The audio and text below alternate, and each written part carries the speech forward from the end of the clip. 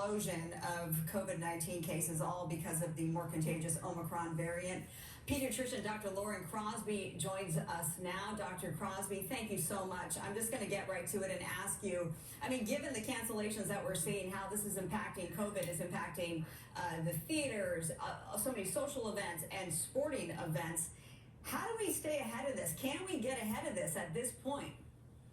You know, I think it's going to be hard. And as you mentioned earlier, this Omricon variant is 70 times more transmissible, faster than previous strains.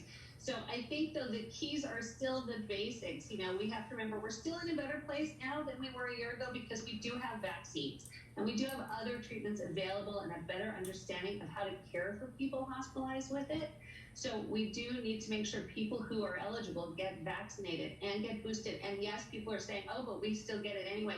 Yes, but you're not the ones who are in the hospital. Still, the people, almost everyone hospitalized are people who are not vaccinated. Of course, there are some who have other underlying conditions that make them more vulnerable, but we don't want to overwhelm this healthcare system. So we do need to be careful. We need to wear our masks and we need to not gather in big groups right now, and we need to make sure we're vaccinated. One of the impacted groups right now, kids, pediatric hospitalizations, this is nationwide, have jumped 50%. Is this because Omicron is worse for kids or because more kids are getting infected?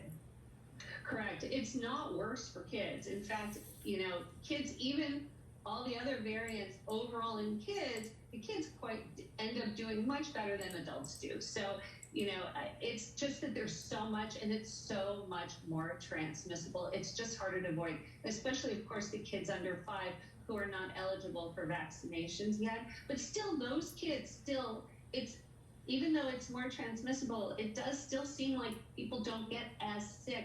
So I still think those kids are going to do okay, but you do need to be careful with them. And in the hospitalizations of all the kids, still what we're seeing in the United States is it's teenagers, those eligible for the vaccine who have underlying medical conditions who have not been vaccinated. So we want to still encourage people to get the vaccine if they're eligible. And 30 seconds left here, Dr. Crosby. We're ending 2021. We didn't expect it to end like this.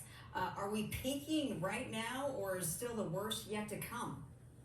I don't think we're peaking yet. You know, we're just having holidays and people are still gathering and doing things. So I think it's going to be a few weeks at least until we see what all of these gatherings actually do.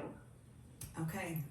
Well, let's hope people keep this in mind. I know that regardless of what we're saying, and you need to stay home or stay safe and gather outside, a lot of people still are just tired of hearing that, and they're going to celebrate how they want to on this Friday, the 31st, of course, New Year's Eve. They are. It's true. I want them to upgrade masks too. It's one thing I didn't get to mention though too is upgrading masks. More than just Okay. Add that till your KN95s and your N95s. Okay.